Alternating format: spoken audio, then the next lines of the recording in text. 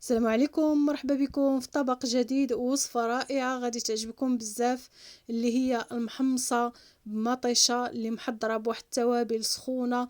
خصوصا في هاد فصل الشتاء كنبغيو شي حاجة ندفيو بها ذاتنا، فكنصحكم بهذا الطبق هذا اللي كيجي رائع ولذيذ بزاف، كيعشقوه الكبار والصغار.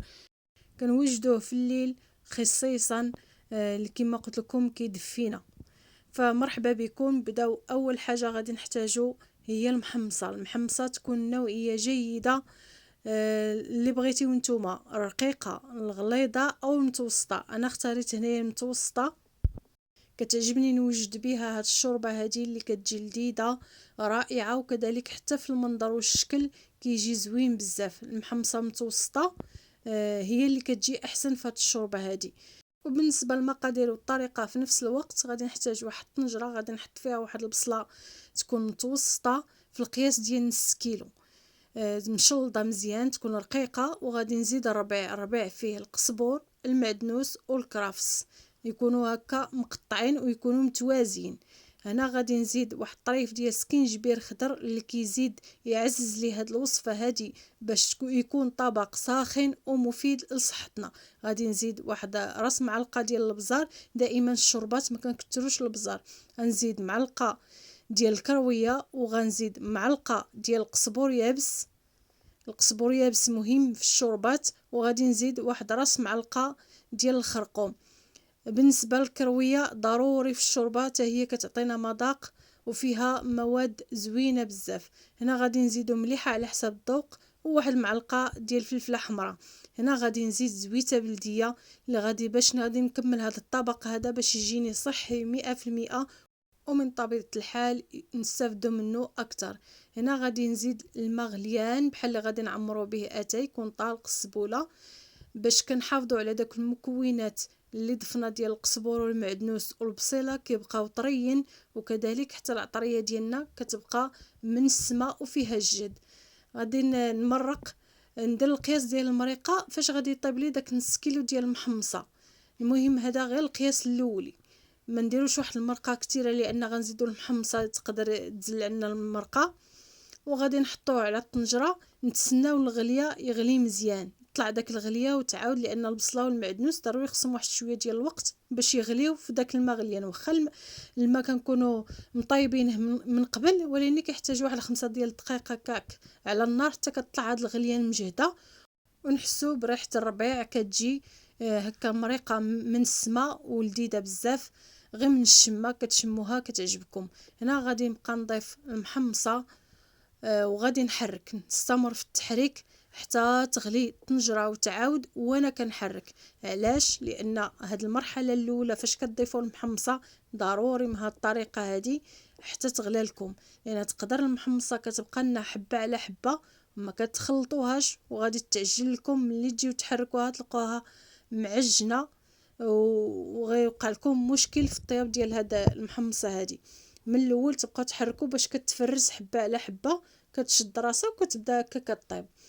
من بعد هنا المريقه كما شفتوا معايا راه تقريبا واحد ربع ساعه نشفات من داك المريقه، ما بقاش فيها المرقه بزاف. ندخلها الطياب، غادي نزيد مطيشه اللي حكيتها بالزريعه ديالها، تقريبا واحد نص كيلو ديال المطيشه. اللي نختاروها دائما في الشوربه ولا في الحريره نختاروها تكون حمراء وملبيه، وكتكون داك مطيشه مرمله باش كتعطينا اللون والمذاق في نفس الوقت. هنا كنبقى ندخل داك مطيشه في المحمصه، كنحركها مزيان حتى كتغلي. وغادي ندوز باش نزيد واحد المعلقه ديال الطماطم المركزه. انا عندي كنوجدها دائما في الدار، كنحتفظ بها بطريقه طبيعيه. دابا نعاود نشارك معكم هذا الفيديو. وصافي غادي نزيد عليها واحد شويه ديال الماء باش كنحلها باش ما تبقاليش مكوره ملي نضيفها في الطنجره. وصافي غادي نزيد مطيشه وغادي نحركها مزيان باش تنسجم مع العناصر اللي في الطنجره وداك المحمصه. صافي وغادي نخليو مطيشه ديالنا كطيب، لان تاخذ وقتها في الطياب، وكذلك المحمصه تزيد تكمل الطياب ديالها، لان كما قلت لكم راه نص الطياب كنضيف مطيشه طريه وديال الحك. اللي كتفضلوا نتوما تقدروا طيبوها غير ديال الحك، ولكن من الافضل كما كتعرفوا ندخلوا شي حاجه اللي تكون هي طريه وطبيعيه. صافي غادي نزيد نمرق هنايا. دائما يكون عندكم الماء غليان باش تسرعوا في الطهي ديال هاد المحمصه، وكذلك ما تعجلكمش وتجيكم حبه على حبه، كل حبه بوحدها رائعه لذيذه غادي تعجبكم ان شاء الله الا تبعتوا المراحل كامله والنصائح اللي عطيتكم باش تنجح معكم هاد الوصفه هذه. فغادي نحركوها مره مره حتى نشوفوا القياس اللي بغينا.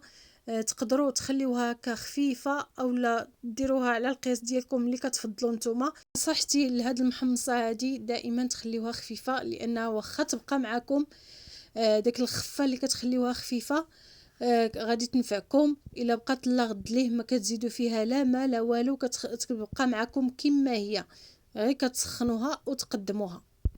فباش كنعرفوها وجدات كنشدوا الحبه ديال المحمصه ونسدوها هكا ما بين الاصابع ديالنا اولا نتذوقوها نشوفوها ان ما بقاتش مكنزه. صافي ما نزيدوش نطيبوها اكثر، لان الا زدنا طيبناها بزاف غادي تعجن وما غاديش نحصلوا على داك الطبق اللي بغينا.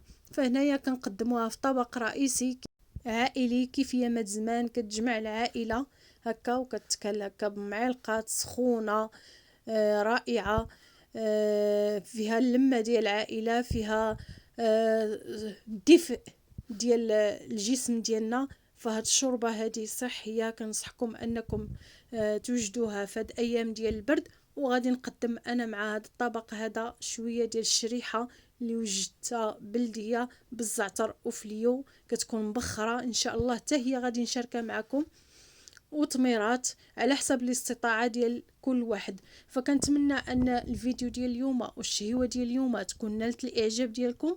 ما تنساونيش من دعمكم والبارطاج. مع السلامه في وصفات اخرى.